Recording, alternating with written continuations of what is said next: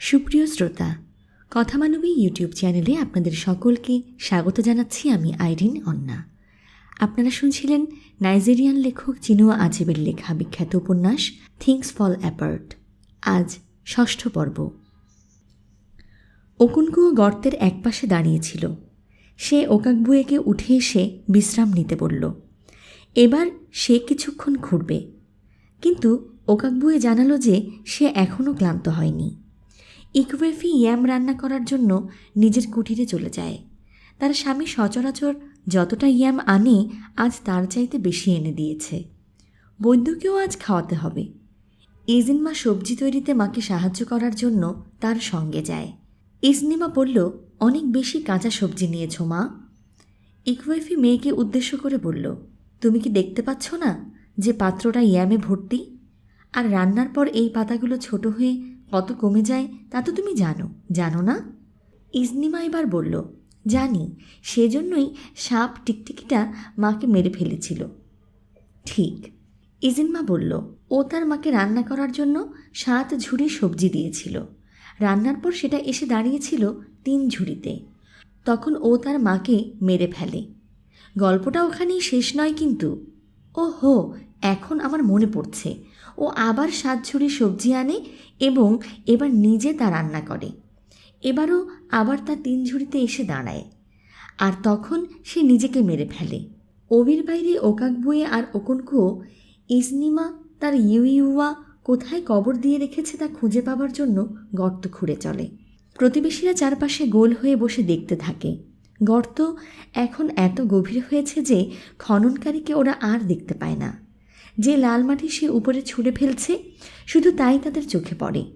ওকুনকুয়োর ছেলে নওই সব কিছু খুব ভালো করে দেখতে চায়, তাই সে গর্তের একেবারে কিনারায় এসে দাঁড়িয়েছে।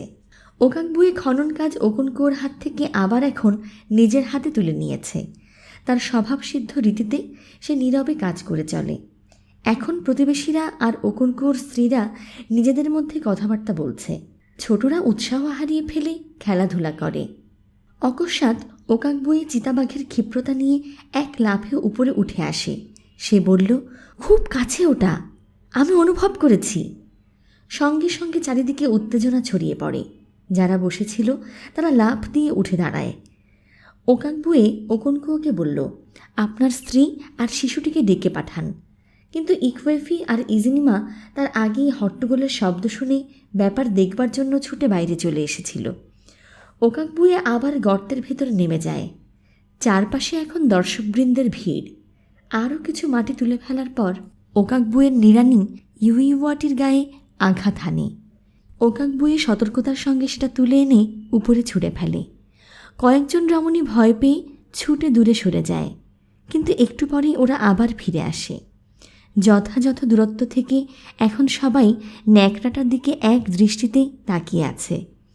ওকাকবুয়ে গর্ত থেকে নিষ্ক্রান্ত হয়ে কোনো কথা না বলে, এমনকি দর্শকদের দিকেও একবারও দৃষ্টিপাত না করে তার ছাকচর্মের ঝোলার কাছে গিয়ে সেখান থেকে 2টো পাতা বের করে পাতা দুটি চিবোতে শুরু করে। সেটা গিলে ফেলার পর সে তার বাঁ হাত দিয়ে ন্যাকড়াটা ধরে তার বাঁধন খুলতে শুরু করে। আর তখন তার মধ্য থেকে মসৃণ চকচকে শিলাখণ্ডটি বাইরে পড়ে যায়। ওকাকবুয়ে সেটা তার হাতে তুলে নেয়। সে ইজনিমাকে জিজ্ঞেস করল, এটা কি তোমার? ইজনিমা উত্তর দিল, হ্যাঁ। মেয়েরা সবাই আনন্দে চিৎকার করে উঠল, কারণ ইকওয়েফির সকল কষ্ট এবার শেষ হলো। এই সব কিছু 3 বছর আগের ঘটনা। তারপর থেকে ইজিনমা আর কোনো রোগব্যাধিতে আক্রান্ত হয়নি। তারপর এখন হঠাৎ রাতে তার শরীরে ভীষণ কাঁপুনি দেখা দেয়। ইকওয়েফি তাকে আগুনের চুলির কাছে এনে মাদুর পেতে তাকে সেখানে শুইয়ে দিয়ে একটা অগ্নিকুণ্ড তৈরি করে। কিন্তু ইজিনমার অবস্থার অবনতি হতে থাকে। তার মা তার পাশে হাঁটু মুড়ে বসে থাকে, সারাক্ষণ হাত দিয়ে তার ভেজা আগুনের মতো গরম কপালে হাত বোলায়, হাজারবার তার জন্য প্রার্থনা করে। স্বামীর অন্য স্ত্রীরা ইকওয়েফিকে বলে যে এটা আর কিছু নয়, সাধারণ ইবা, কিন্তু ইকওয়েফির কানে সে কথা যায় না। তার বাঁ কাঁধের উপর ঘাস, লতাপাতা, ঔষধি গাছের শিকড় এবং বাকলের একটা বড় বস্তা নিয়ে ওকুনকুয়ো ঝোপ থেকে ফিরে আসে। সে ইকুয়েফির কুটিরে গিয়ে তার কাঁধের বোঝা নামিয়ে রেখে বলল, আমাকে একটা পাত্র এনে দাও, আর মেয়েটা এখানে একা থাকুক। ইকুয়েফি পাত্র আনতে যায়। ওকনকুও তার বস্তা থেকে পরিমাণ মতো লতাপাতা শিকড় বাকড় বের করে এনে কুচি কুচি করে কাটে। সেগুলো সে পাত্রের মধ্যে ফেলে দেয়। ইকুয়েফি সেখানে জল ঢালে। গামলায় অর্ধেক পরিমাণ জল ঢালার পর ইকুয়েফি জিজ্ঞাসা করল, হয়েছে? অল্প, আরেকটু। আরে, তুমি কি কালা নাকি?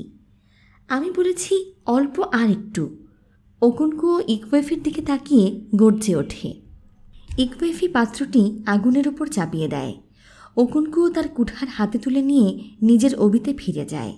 যেতে যেতে সে স্ত্রীকে উদ্দেশ্য করে বলল, পাত্রটির দিকে সারাক্ষণ চোখ রাখবে, দেখবে যেন জল ফুটে ওঠে, বাইরে উপচে না পড়ে, তাহলে আর এর ক্ষমতা অটুট থাকবে না। ওকনকুও নিজের কুটিরে চলে যায়, আর ইকুয়েফি ওষুধের পাত্রটির প্রতি এমন সযত্ন মনোযোগ দেয় যেন সেটা নিজেই একটি রোগাক্রান্ত শিশু। তার দু চোখ ক্রমাগত ফুটন্ত পাত্র আর ইজিনমার মধ্যে ঘোরাফেরা করে। ওকনকুর যখন মনে হয় যে ঔষধটা ঠিকমতো জাল দেওয়া হয়েছে, তখন সে ফিরে আসে, পাত্রের ভেতরটা দেখে এবং তারপর বলে যে ঠিক হয়েছে। সে ইকুয়েফিকে বলল, ইজনিমার জন্য একটা নিচু টুল আর একটা মোটা মাদুর নিয়ে এসো। সে আগুনের উপর থেকে গামলাটা তুলে এনে টুলের সামনে রাখল। তারপর সে ইজেনমাকে জাগিয়ে তাকে টুলে বসিয়ে তার 2 পা বাষ্পপূর্ণ পাত্রটির দুপাশে ছড়িয়ে দিল। এরপর ওদের দুজনকেই মোটা মাদুরটা দিয়ে ঢেকে দেয়া হলো। নিঃশ্বাস বন্ধ হয়ে আসা ভীষণ জোরালো বাষ্পের আক্রমণ থেকে রক্ষা পাবার জন্য ইজেনমা হাত পা ছোড়ে, কিন্তু তাকে জোর করে ধরে চেপে রাখা হয়। সে কাঁদতে শুরু করে। অবশেষে মাদুর যখন সরানো হলো, তখন দেখা গেল যে তার সারা শরীর ঘামে ভিজে গেছে। ইকুয়েফি একটা কাপড় দিয়ে তার গা মুছিয়ে দেয়। তখন সে একটা শুকনো মাদুরের ওপর শোয় এবং দেখতে দেখতে ঘুমিয়ে পড়ে।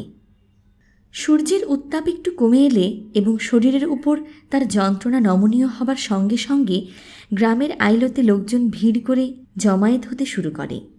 বেশিরভাগ সামাজিক উৎসবাদি এই সময়েই অনুষ্ঠিত হতো, তাই দুপুরের খাওয়ার পর উৎসব শুরু হবে এই ঘোষণা দেওয়া হলেও সবাই বুঝত যে তার অনেক পরে, সূর্যের উত্তাপ কোমল হয়ে ওঠার পর তা অনুষ্ঠিত হবে। জনতা যেভাবে দাঁড়িয়ে বা বসেছিল তাতে স্পষ্ট বোঝা যায় এই উৎসব মূলত পুরুষদের জন্য। অনেক নারী উপস্থিত থাকলেও তারা প্রান্তীয় অবস্থান নেয়, বহিরাগতদের মতো। খেতাবধারী এবং প্রবীণ বয়োজ্যেষ্ঠরা নিজেদের টুলে বসে পরীক্ষামূলক অনুষ্ঠান শুরুর জন্য অপেক্ষা করে। তাদের সামনে এক সারি টুল দেখা যায়, সেখানে কেউ আসীন নয়। ওই রকম 9টি টুল আছে। টুলগুলোর ওপাশে সম্মানজনক দূরত্বে 2 দলে বিভক্ত কয়েকজন লোককে দেখা যায়। তাদের মুখ প্রবীণদের দিকে ফেরানো। এক দলে আছে 3 জন পুরুষ, অন্য দলে 3 জন পুরুষ এবং 1 জন রমণী। রমণীটি হল মগবাফো, তার সঙ্গে লোক 3 জন তার ভাই। অন্য দলে আছে তার স্বামী উজৌলু এবং উজৌলোর আত্মীয়রা। মনবাফো এবং তার ভাইরা দাঁড়িয়ে আছে মূর্তির মতো। শিল্পী তাদের মুখে ঔদ্ধত্যের রেখা এঁকে দিয়েছে। অন্যদিকে উজৌলু এবং তার আত্মীয়রা নিজেদের মধ্যে ফিসফিস করে কথা বলে। ভঙ্গিটা ফিসফিস করার মতো হলেও বাস্তবে তারা কথা বলছিল অত্যন্ত উচ্চস্বরে। জনতার প্রত্যেকে কথা বলতে থাকে। সমস্ত জমায়েত হাট বাজারের মতো হয়ে ওঠে। দূর থেকে এই গোলমালের ধ্বনি হাওয়ায় ভেসে আসে গুম গুম করে। একসময় একটা লোহার ঘণ্টা বেজে ওঠে। সঙ্গে সঙ্গে জনতার মধ্য দিয়ে প্রত্যাশার একটা তরঙ্গ বয়ে যায়। সবাই ইগউও ভবনের দিকে তাকায়। ঘণ্টা বেজে চলে, ঘুম ঘুম ঘুম ঘুম। সেই সঙ্গে জেগে ওঠে খুব উঁচু মাত্রার একটা জোরালো বংশীধ্বনি। তার পরপরই শোনা গেল ইগউদের কণ্ঠস্বর। সেই স্বর একেবারে কণ্ঠের ভেতর থেকে বেরিয়ে আসে। সেই স্বর ভীতিপ্রদ। ধ্বনির ওই তরঙ্গ মেয়ে ও শিশুদের গায়ে এসে ধাক্কা দেয়। পেছনে সরে যাবার জন্য একটা হুড়াহুড়ি পড়ে যায়, কিন্তু তা ছিল সাময়িক। এমনিতেই তারা বেশ পেছনে দাঁড়িয়েছিল এবং কোনো ইগউগিও তাদের দিকে এগিয়ে এলে তাদের সামনে পালিয়ে যাবার জন্য যথেষ্ট জায়গা ছিল। আবার ঢোলের শব্দ হয়, আবার বাঁশি বাজে। ইগউইগুও ভবনে এখন চরম হইচই ও বিশৃঙ্খলা বিরাজ করে। কাঁপা কাঁপা বহু কণ্ঠে উচ্চারিত হয়, অরু অইম ডি ডি ডি ডি ডি। সেই সঙ্গে আকাশ বাতাস পূর্ণ হয়ে যায়। এদের পূর্বপুরুষের আত্মারা মাটির ভেতর থেকে সদ্য নিষ্ক্রান্ত হয়ে পরস্পরকে নিজেদের দুর্বোধ্য ভাষায় স্বাগত জানায়। ইগউইগুও ভবনের মুখ অরণ্যের দিকে। জনতা শুধু তার পেছন দিকটা দেখতে পায়। বিশেষভাবে নির্বাচিত মেয়েরা নিয়মিত বিরতি দিয়ে ভবনটির দেয়ালে নানা রঙের নকশা ও ছবি অঙ্কন করে। এই মেয়েরা কখনোই ভবনের ভেতরটা দেখেনি, কোনো মেয়েই দেখেনি। পুরুষের তত্ত্বাবধানে তারা শুধু বাইরের দেয়ালগুলো ঘষে মেজে পরিষ্কার করে ও তার গায়ে ছবি আঁকে। ভেতরে কী আছে সে সম্পর্কে তারা যদি কিছু কল্পনা করেও থাকে, তাহলে সেই কল্পনাকে তারা নিজেদের মধ্যেই গোপন রাখে। গোত্রের সবচাইতে শক্তিশালী এবং গোপন ধর্মীয় প্রার্থনার প্রথা সম্পর্কে কোনো মেয়ে কখনো কোনো প্রশ্ন করে না। অরু অইম ডি ডি ডি ডি ধ্বনি অন্ধকার রুদ্ধ কুটিরের মধ্যে আগুনের শিখার মতো চারিদিকে উড়ে বেড়ায়। গোত্রের পূর্বপুরুষদের আত্মারা এসে উপস্থিত হয়েছে। ধাতব ঘণ্টা এখন অব্যাহতভাবে বাজতে থাকে। বাঁশির তীক্ষ্ণ জোরালো সুর সকল নৈরাজ্যের উপর ভাসতে থাকে। আর তারপর ইগউইগুরা এসে দেখা দেয়। মেয়েরা আর শিশুরা চিৎকার করে ছুটে পালায়। এটা ছিল সহজাত প্রতিক্রিয়া। কোনো ইগউইগুকে দেখামাত্র মেয়েরা ছুটে পালিয়ে যায়। আর সেদিন যখন গোত্রের 9 জন সর্বশ্রেষ্ঠ মুখোশধারী আত্মা একসঙ্গে দেখা দেয়, তখন তা হয়ে ওঠে একটা ভয়ঙ্কর আতঙ্ক জাগানিয়া দৃশ্য। মগবাফো পর্যন্ত পালাবার উপক্রম করে, তবে তার ভাইরা তাকে নিবৃত্ত করে। 9 ইগউইগুদের প্রত্যেকে গোত্রের একটি করে গ্রামের প্রতিনিধিত্ব করত। তাদের নেতার নাম অশুভ অরণ্য। তার শাখার উপর থেকে ধোঁয়া নির্গত হয়। গোত্রের প্রথম পিতার 9 সন্তান গড়ে তোলে উমোফিয়ার 9 গ্রাম। অশুভ অরণ্য প্রতিনিধিত্ব করে ইমেরু অথবা উরুর সন্তানদের। ইরু ছিল 9 পুত্রের মধ্যে সর্বজ্যেষ্ঠ। তার তালপাতা মোড়া দুবাহু হাওয়ায় নাড়াতে নাড়াতে প্রধান ইগউইগিউ চিৎকার করে উঠল, ওমোফিয়া কুয়েনু। গোত্রের বয়োজ্যেষ্ঠরা জবাব দিল, ইয়াও। ওমোফিয়া কুয়েনু, ইয়াও। ওমোফিয়া কুয়েনু, ইয়াও। অশুভ অরণ্য এবার তার ঝনঝন করা লাঠির সুজালো প্রান্ত মাটির বুকে গেঁথে দিল। লাঠিটা তখন যেন একটা ধাতব জীবন লাভ করে সবেগে কাঁপতে আর ঝনঝন শব্দ করতে থাকে। অশুভ অরণ্য এরপর খালি টুলগুলোর প্রথমটিতে গিয়ে বসল এবং তারপর বাকি 8 জন ইগউইগিউ জ্যেষ্ঠতার ক্রম অনুসারে গিয়ে আসন গ্রহণ করল। ওকুনকুর স্ত্রীরা এবং হয়তো অন্য রমণীরাও একটা জিনিস লক্ষ্য করে, দ্বিতীয় ইগউইগুর প্রাণবন্ত চঞ্চল হাঁটার ভঙ্গি একেবারে ওকুনকুর মতো। তারা হয়তো আরও একটা জিনিস লক্ষ্য করে, ইগউইগুদের শাড়ির পেছনে যেখানে খেতাবধারী এবং প্রবীণ বয়োজ্যেষ্ঠরা বসেছিল, ওকুনকুও সেখানে নেই। কিন্তু তারা এসব জিনিস যদি ভেবেও থাকে, তাহলেও তারা এগুলো নিজেদের মধ্যেই চাপা দিয়ে রাখে। প্রাণবন্ত চঞ্চল পদক্ষেপের ইগউইগুও ছিল গোত্রের প্রয়াত পিতাদের একজন। তালপাতা মোড়া ধোঁয়া উদ্গীরণ করা দেহ নিয়ে তাকে ভয়ঙ্কর দেখায়। তার বিশাল কাঠের মুখ সাদা রঙে চিত্রিত। শুধু তার গোল গোল শূন্য গর্ভ চোখ দুটিতে কোনো রঙের ছোঁয়া নেই। আর তার কালো কালো দাঁতগুলো একটা মানুষের আঙুলের মতো বিশাল আকার। তার মাথায় 2টি জবরদস্ত শিং। ইগউইগুরা সবাই আসন গ্রহণ করে।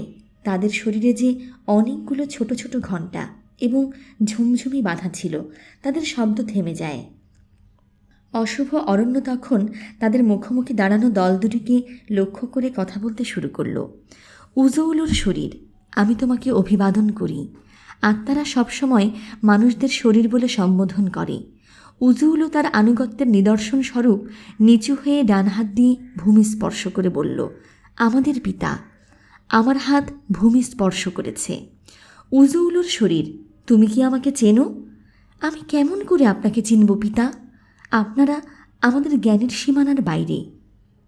অশুভ অরণ্য তখন অন্য দলটির দিকে তাকিয়ে 3 ভাইয়ের মধ্যে জ্যেষ্ঠতমকে সম্বোধন করে বলল, ওডুকুইর শরীর, আমি তোমাকে সুসম্ভাষণ জানাই।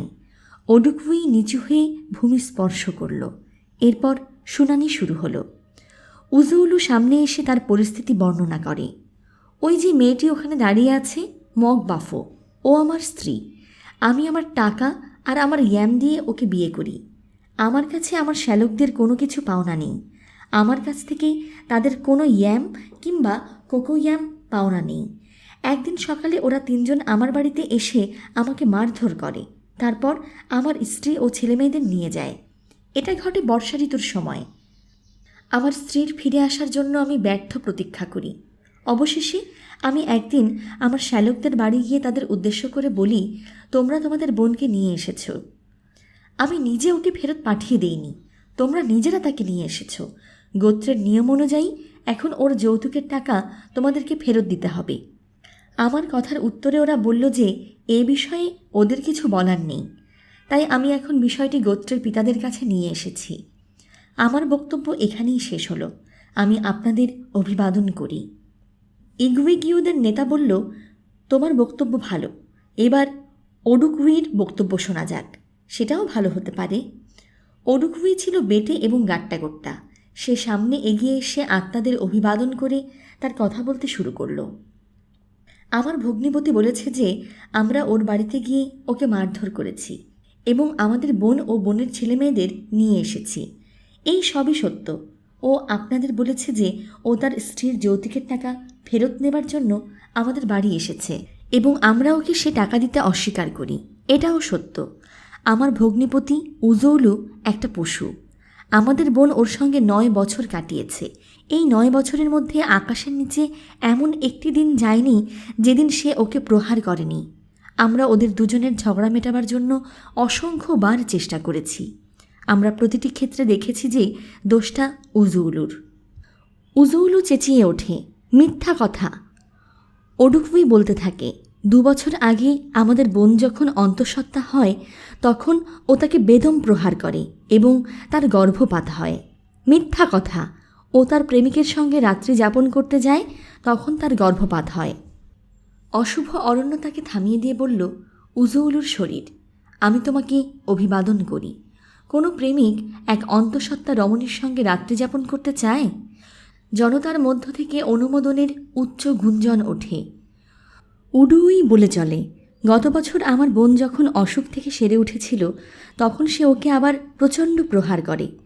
প্রতিবেশীরা গিয়ে ওকে রক্ষা না করলে সেদিন উজৌলু ওকে মেরে ফেলত এবং তখন আপনি যেমন শুনেছেন আমরা সেই রকম কাজ করেছি। উমৌফিয়ার বিধান অনুযায়ী কোনো মেয়ে তার স্বামীর কাছ থেকে পালিয়ে গেলে স্বামীকে যৌতুকের টাকা ফেরত দিতে হয়, কিন্তু এক্ষেত্রে ও পালিয়ে আসে আত্মরক্ষার জন্য। ওর 2 সন্তানের দাবিদার উজৌলু, একথা আমরা অস্বীকার করি না, কিন্তু ওরা এখনও খুব ছোট, মাকে ছাড়া ওরা থাকতে পারবে না। অন্যদিকে উজৌলু যদি তার পাগলামি থেকে আরোগ্য লাভ করে এবং ভদ্রভাবে এসে তার স্ত্রীকে ফিরে যেতে অনুরোধ করে তাহলে ও ফিরে যাবে, কিন্তু এই শর্তে যে আর কখনো ওকে মারধর করবে না। যদি করে তাহলে আমরা ওর যৌনাঙ্গ কেটে ফেলব। জনতা হো হো করে হেসে ওঠে। অশুভ অরণ্য উঠে দাঁড়ায় আর সঙ্গে সঙ্গে শৃঙ্খলা ফিরে আসে। তার মাথার উপর থেকে অব্যাহতভাবে ধোঁয়া উঠতে থাকে। সে আবার আসন গ্রহণ করে। তারপর 2জন সাক্ষীকে ডাকে।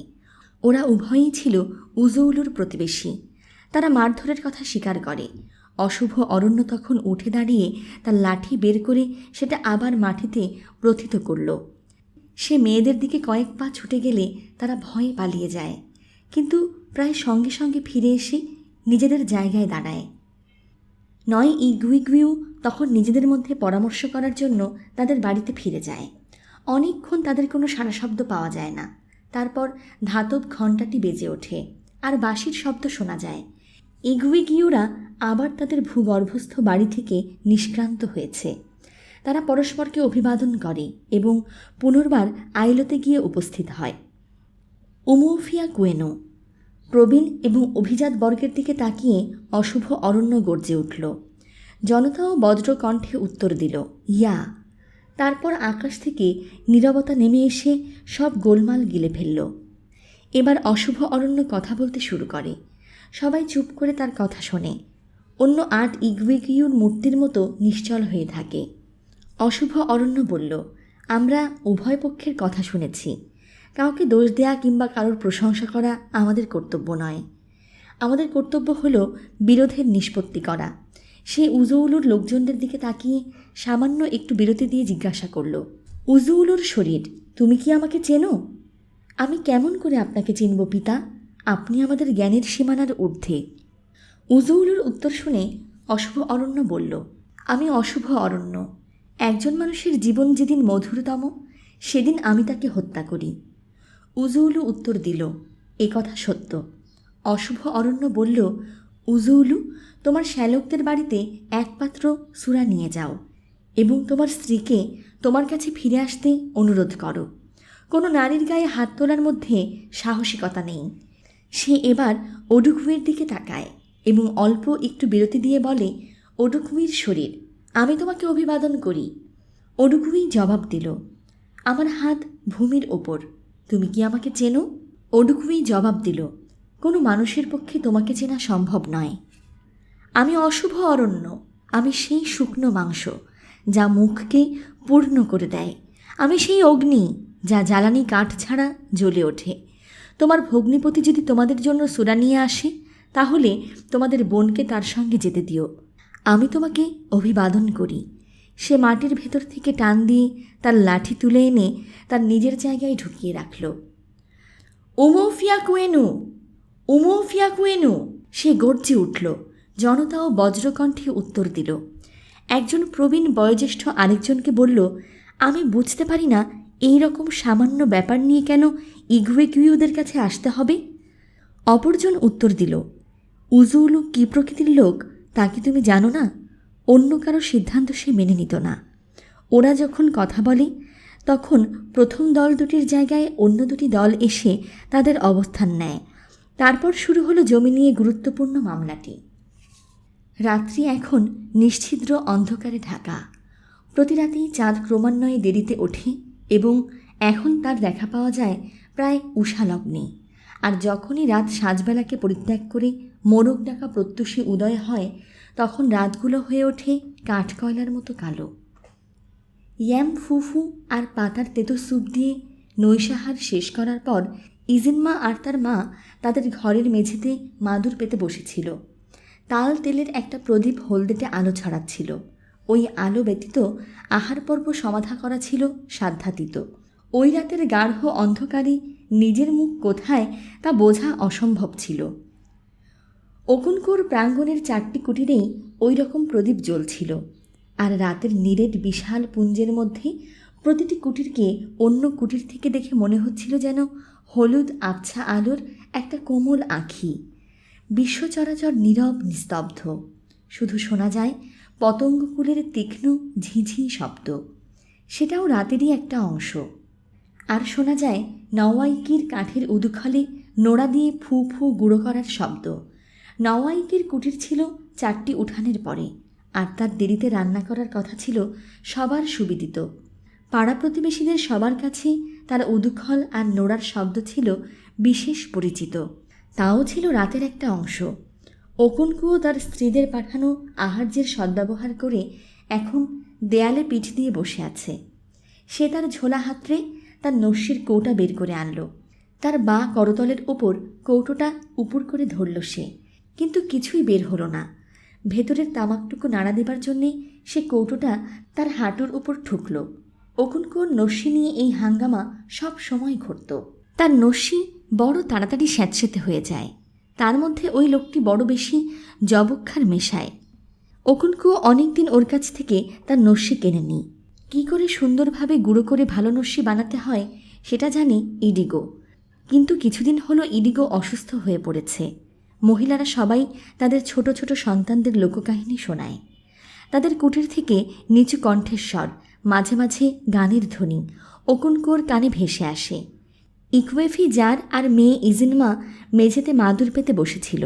এবার ইকুয়েফির গল্প বলার পালা। ইকুয়েফি শুরু করে, অনেক দিন আগে পক্ষীকুল আকাশের বুকে একটা ভোজসভায় আমন্ত্রিত হয়। পাখিরা ভীষণ খুশি হয়। তারা ওই বড় দিনটির জন্য তৈরি হতে শুরু করে।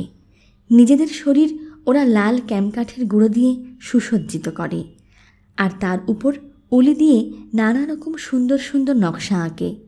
কচ্ছপ এইসব প্রস্তুতি লক্ষ্য করে এর অর্থ কী তা সে অল্প সময়ের মধ্যেই আবিষ্কার করে ফেলে। পশু পাখির জগতে এমন কোনো ঘটনা ঘটত না যা তার নজর এড়িয়ে যেত। আর ও ছিল অসম্ভব চতুর। সে যখনই আকাশের বুকে ওই বিশাল ভোজ অনুষ্ঠানের কথা শুনল, তখনই তার জিভে জল এসে গেল। ওই সময় দেশে দুর্ভিক্ষ চলছিল, আর কচ্ছপ 2 চাঁদের কালব্যাপী পেট ভরে এক বেলাও খেতে পায়নি। শূন্য খোলের মধ্যে তার শরীর একটা কাঠির মতো ঝমঝম আওয়াজ তোলে। তাই সে এখন কিভাবে আকাশে উড়ে যাবে তার পরিকল্পনা করতে শুরু করে। ইজিনমা বলল, কিন্তু তার তো ডানা নেই। ইজিনমার মা বলল, ধৈর্য ধরো, সেটাই তো গল্প। কচ্ছপের ডানা ছিল না। কচ্ছপ তখন পাখিদের কাছে গিয়ে বলল তাকে যেন তাদের সঙ্গে যাবার অনুমতি দেওয়া হয়। পাখিরা বলল, আমরা তোমাকে খুব ভালো করে চিনি, তুমি ভীষণ চতুর আর অকৃতজ্ঞ। আমরা যদি তোমাকে আমাদের সঙ্গে যাবার অনুমতি দেই, তাহলে তুমি অচিরেই তোমার পেজমি শুরু করবে। কচ্ছপ বলল, তোমরা আমাকে চেনো না, আমি আর আগের মানুষ নেই, আমি বদলে গেছি। আমি এখন শিখেছি যে অন্যের জন্য গণ্ডগোল সৃষ্টি করে সে নিজেই তার শিকার হয়। কচ্ছপ খুব মধুর করে কথা বলতে জানত। অল্পক্ষণের মধ্যে সব পাখি একমত হলো যে কচ্ছপ এখন পরিবর্তিত মানুষ হয়ে গেছে। তারা সবাই তাকে একটা করে পালক দিল, আর কচ্ছপ সেগুলোর সাহায্যে 2টি ডানা তৈরি করে নিল। অবশেষে সেই গুরুত্বপূর্ণ দিন উপস্থিত হলো। সকলের আগে কচ্ছপ সবার মিলিত হবার জায়গায় গিয়ে হাজির হলো। তারপর অন্য পাখিরা একত্র হয়ে সদল বলে একসঙ্গে যাত্রা শুরু করলো। পাখিদের মধ্যে কচ্ছপ মহানন্দে উড়ে চলে।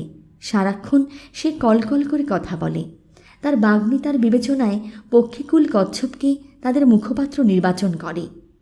পাখিদের সঙ্গে উড়ে যেতে যেতে কচ্ছপ বলল, একটা কথা আমাদের কিছুতেই ভুলে গেলে চলবে না। মানুষ যখন এই রকম বিশাল ভোজে আমন্ত্রিত হয়, তখন তারা সেই বিশেষ অনুষ্ঠানের জন্য নতুন নাম গ্রহণ করে। আমাদের আতিথ্যকর্তারা নিশ্চয়ই আশা করবেন যে আমরা ওই প্রাচীন প্রথাকেই সম্মান করব।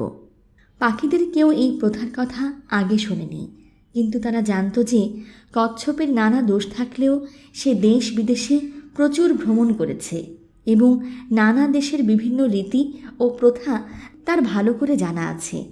আর তাই পাখিরা প্রত্যেকে একটা করে নতুন নাম নিল। সকলের নাম নেওয়া হয়ে গেলে কচ্ছপ তার নাম গ্রহণ করল। তার নাম হলো তোমাদের সবাই। তারপর দলটি আকাশে যথাস্থানে গিয়ে হাজির হয়। তাদের দেখে আতিথ্যকর্তারা বিশেষ আনন্দিত হল। নানা বর্ণের পালকে সজ্জিত কচ্ছপ উঠে দাঁড়িয়ে তাদেরকে আমন্ত্রণ করার জন্য কর্মকর্তাদের ধন্যবাদ দেয়। তার বাচক সুন্দর ও তার বক্তব্য এত উদাত্ত হয় যে পাখিরা তাকে সঙ্গে আনার জন্য খুব খুশি হয়। তার সকল বক্তব্যে পক্ষীকুল মাথা দুলিয়ে তাদের অনুমোদন জানায়। আতিথ্যকর্তারা কচ্ছপকে পাখিদের রাজা বলে ধরে নেয়। অন্য পাখিদের চাইতে তাকে কিছুটা ভিন্ন রকম দেখাবার ফলেও তারা সহজেই অনুরূপ সিদ্ধান্তে পৌঁছে। প্রথমে কোলাবাদাম দেওয়া হলো, তা খাওয়া হলো। তারপর আকাশের অধিবাসীরা তাদের অতিথিদের সামনে এমন রসনা তৃপ্তিকর খাদ্য পরিবেশন করল যা কচ্ছপ তার সারা জীবনে দেখেনি, স্বপ্নেও কখনো কল্পনা করেনি। উনুনের উপর থেকে স্যুপ নিয়ে আসা হয়। যে পাত্রে গরম করা হয়েছে সেই পাত্রেই তা পরিবেশিত হয়। স্যুপে অনেক মাছ আর মাংস দেখা যায়। কচ্ছপ সশব্দে তার নাক দিয়ে গন্ধ শুঁকতে থাকে। গুঁড়ো করা ইয়াম এবং তাজা মাছ আর তালের তেল দিয়ে রান্না করা ইয়ামের ঝোলও পরিবেশিত হয়। তাছাড়া দেখা যায় তাড়ির পাত্র। অতিথিদের সামনে সব খাবার সাজিয়ে দেওয়ার পর আকাশের বাসিন্দাদের মধ্য থেকে একজন এসে প্রতিটি পাত্রের খাবার চেখে দেখে। তারপর সে পাখিদের খাদ্য গ্রহণের আমন্ত্রণ জানায়। এই সময় কচ্ছপ লাফ দিয়ে উঠে জিজ্ঞাসা করল, ভোজ অনুষ্ঠানের জন্য এইসব খাবার আপনারা কার জন্য প্রস্তুত করেছেন? লোকটি জবাব দিল, তোমাদের সবাইয়ের জন্য। কচ্ছপ পাখিদের দিকে ঘুরে দাঁড়িয়ে বলল, তোমাদের নিশ্চয়ই মনে আছে যে আমার নাম তোমাদের সবাই। এখানে প্রথা হলো মুখপাত্রকে সর্বাগ্রে খেতে দিতে হয়, তারপর অন্যরা। আমার খাওয়া শেষ হলে তোমাদের খাবার দেওয়া হবে। কচ্ছপ খেতে শুরু করে। পাখিরা রাগে গজগজ করতে থাকে। আকাশের বাসিন্দারা মনে মনে ভাবল, সকল খাবার রাজাকে দেওয়াই বোধহয় এদের রীতি। কচ্ছপ খাদ্যদ্রব্যের সিংহভাগ উদরস্থ করার পর 2 পাত্র তাড়ি পান করল। প্রচুর খাদ্য ও পানীয় গ্রহণ করার পর তার খোলার মধ্যে তার শরীর ভরে যায়। যে সামান্য খাদ্য অবশিষ্ট ছিল তা খাবার জন্য পাখিরা তার চারপাশে ঘিরে বসে। কচ্ছপ মেঘের সর্বত্র যেসব হাড়গোড় ছড়িয়ে ছিটিয়ে ফেলেছিল সেগুলো কিছু কিছু খুঁটে খুঁটে খায় তারা। কেউ কেউ এত রেগে গিয়েছিল যে তারা কিছুই মুখে দেয় না। তারা খালি পেটেই বাড়ি ফেরার সিদ্ধান্ত নেয়। কিন্তু যাবার আগে তারা প্রত্যেকে কচ্ছপকে যে পালক ধার দিয়েছিল তা তার কাছ থেকে নিয়ে যায়। এখন খাদ্য আর পানীয়ে পূর্ণ কচ্ছপ তার শক্ত খুলের মধ্যে দাঁড়িয়ে আছে, কিন্তু উড়ে উড়ে বাড়ি ফেরার জন্য তার কোনো ডানা নেই। সে তার স্ত্রীর কাছে একটা বার্তা নিয়ে যেতে পাখিদের বলে, কিন্তু সবাই তার অনুরোধ প্রত্যাখ্যান করে। কিন্তু তোতা পাখি, যে সবার চাইতে বেশি রেগে গিয়েছিল এবং প্রথমেই অস্বীকৃতি জানিয়েছিল, সেই হঠাৎ তার বার্তা নিয়ে যেতে রাজি হলো। কচ্ছপ বলল, আমার স্ত্রীকে বলবে সে যেন আমার বাড়ির সব নরম জিনিসগুলো নিয়ে এসে মাটির উপর বিছিয়ে দেয়, এবং তখন বড় কোনো বিপদ ঘটার আশঙ্কা ছাড়াই আমি আকাশ থেকে লাফ দিয়ে নিচে পড়ব। তোতা পাখি এই বার্তা পৌঁছে দেবার প্রতিশ্রুতি দেয়, তারপর উড়াল দেয়। কিন্তু কচ্ছপের বাড়ি পৌঁছে সে তার স্ত্রীকে নরম জিনিসের পরিবর্তে বাড়ির শক্ত জিনিসগুলো বাইরে এনে বিছিয়ে দিতে বলে। তখন স্ত্রী তার স্বামীর কোদাল, কুঠার, বর্ষা, বন্দুক, এমনকি তার কামান পর্যন্ত বাইরে বয়ে নিয়ে আসে। কচ্ছপ আকাশ থেকে নিচের দিকে তাকিয়ে তার স্ত্রীকে জিনিসপত্র বাইরে নিয়ে আসতে দেখে, কিন্তু এত দূর থেকে সেগুলো কী তা চিনতে পারে না। যখন তার মনে হলো যে সব ঠিকমতো প্রস্তুত হয়েছে, তখন সে লাফ দিল। সে পড়তে থাকে, পড়তে থাকে, পড়তে থাকে। তার ভয় হয় এই পতন বুঝি আর থামবে না। আর তখনই কামানের মতো গর্জন করে সে মাঠের বুকে আছড়ে পড়ল। ইজিনমা জিজ্ঞাসা করল, ও কি মরে যায়? ইকওয়েফি বলল, না, মরেনি, কিন্তু তার খোল ভেঙে চূর্ণ বিচূর্ণ হয়ে যায়। তবে পার্শ্ববর্তী অঞ্চলে খুব বড় একজন বৈদ্য ছিল। কচ্ছপের স্ত্রী তাকে ডেকে পাঠায়। বৈদ্য কচ্ছপের ভাঙা খোলের টুকরোগুলো জড়ো করে কোনো রকমে একসঙ্গে লাগিয়ে দেয়। সেজন্যই তার খোল আর মসৃণ নয়। ইজিনমা মন্তব্য করল, এই গল্পে কোনো গান নেই। ইকওয়েফি বলল, না, তা নেই, আমি আরেকটা গল্প মনে করব, সেখানে গান থাকবে। কিন্তু এবার তোমার পালা। ইজিনমা শুরু করে, একদা কচ্ছপ আর বেড়াল ইয়ামের বিরুদ্ধে কুস্তি লড়তে গিয়েছিল। না না, এটা শুরু নয়। একদা প্রাণীজগতে খুব বড় দুর্ভিক্ষ দেখা দেয়। সবাই রোগা হয়ে যায়, একমাত্র বেড়াল ছাড়া। সে দিব্যি মোটাসোটা থাকে। তার সারা শরীর চকচক করে, যেন কেউ সেখানে তেল মাখিয়ে দিয়েছে। গল্পের এই সময় একটা উচ্চকণ্ঠ তীক্ষ্ণ চিৎকারে বাইরে রাত্রির নীরবতাকে খান খান করে ভেঙে দিতেই ইজিনমা চুপ হয়ে যায়। আকবালার যাজিকা কিয়েলো ভবিষ্যৎবাণী করেছে। এটা অভিনব কিছু ছিল না। মাঝে মাঝে তার দেবতা কিয়েলোর ওপর ভর করে এবং তখন সে ভবিষ্যৎবাণী করতে থাকে। কিন্তু আজ রাতে সে সম্ভাষণ করছে ওকুনকুয়োকে এবং তার ভবিষ্যৎবাণী করছে তার উদ্দেশ্যে। আর তাই তার পরিবারের সবাই মন দিয়ে যাজিকার কথা শুনছে। রূপকথার গল্প বলা বন্ধ হয়ে যায়। আকবালা ডু, আকবালা ইকেন্নিও। ওই চিৎকার রাতের অন্ধকার নীরবতাকে ফালাফালি করে কেটে দেয়। ওকুনকুয়ো, আকবালার ইকেনি গিও, আকবালা চলো ইফু আদাইয়া ইজিনমাও। ইজিনমার নাম উচ্চারিত হওয়ার সঙ্গে সঙ্গে বাতাসে মৃত্যুর গন্ধ পাওয়া একটা পশুর মতো ইকওয়েফি নড়ে উঠে তার মাথা খাড়া করে। বুকের ভেতর তার হৃৎপিণ্ড ধকধক করে ওঠে। যাজিকা এবার ওকুনকুয়োর উঠোনে এসে পৌঁছেছে। সে তার কুটিরের বাইরে দাঁড়িয়ে ওকুনকুয়োর সঙ্গে কথা বলছে। বারবার সে বলতে থাকে যে আকবালা তার কন্যা ইজিনমাকে দেখতে চায়। ওকুনকুয়ো ওর কাছে মিনতি করে। ইজিনমা এখন ঘুমিয়ে আছে, ও যেন সকালে আসে। কিন্তু কিয়েলো তার কথায় কোনো কান দেয় না। সে চিৎকার করে বলতেই থাকে যে আকবালা তার মেয়েকে দেখতে চায়। তার সুস্পষ্ট কণ্ঠস্বর ধাতুর মতো বাজে। ওকুনকুয়োর স্ত্রী ও সন্তানরা নিজেদের কুটির থেকে তার কথা শুনতে পায়। ওকুনকুয়ো অনুনয় করে। তার মেয়ে সম্প্রতি রোগে ভুগেছে, এখন ঘুমাচ্ছে। ইকওয়েফি দ্রুত ইজিনমাকে তাদের শোবার ঘরে নিয়ে গিয়ে তাদের উঁচু বাঁশের খাটে শুইয়ে দেয়। যাজিকা হঠাৎ প্রচণ্ড তীব্র কণ্ঠে চিৎকার করে ওঠে এবং ওকনকুয়োকে সতর্ক করে দিয়ে বলে, সাবধান ওকনকুয়ো, আগবালার সঙ্গে বাক্য বিনিময়ের ক্ষেত্রে সতর্ক থেকো। দেবতা যখন কথা বলেন, কোনো মানুষ কি তখন কথা বলে? সাবধান। সে ওকনকুয়োর কুটিরের মধ্য দিয়ে বাইরের গোলাকার উঠানে বেরিয়ে আসে, তারপর সোজা ইকুয়েফির কুটিরের দিকে এগিয়ে যায়। ওকনকুয়ো তাকে অনুসরণ করে। যাজিকা ডেকে বলে, ইকুয়েফি, আগবালা তোমাকে শ্রদ্ধা ও ভালোবাসা জানাচ্ছে। তোমার মেয়ে ইজিনমা কোথায়? আগবালা তাকে দেখতে চায়। সুপ্রিয় শ্রোতা, এই ছিল আজকের পর্বটি। পরবর্তী পর্বটি পেতে কথামানবী ইউটিউব চ্যানেলটি সাবস্ক্রাইব করে পাশে থাকা বেল আইকনটি অন করে নিন। আর আমাদের কাজগুলো যদি আপনাদের ভালো লেগে থাকে তবে লাইক, কমেন্ট এবং শেয়ার করে বন্ধুদের মাঝে ছড়িয়ে দেবার অনুরোধ রাখছি। সকলে খুব ভালো থাকুন, সুস্থ থাকুন, আনন্দে থাকুন, নিরাপদে থাকুন। নিজের জন্যে বাঁচুন, নিজের আপন মানুষদের জন্যে বাঁচুন।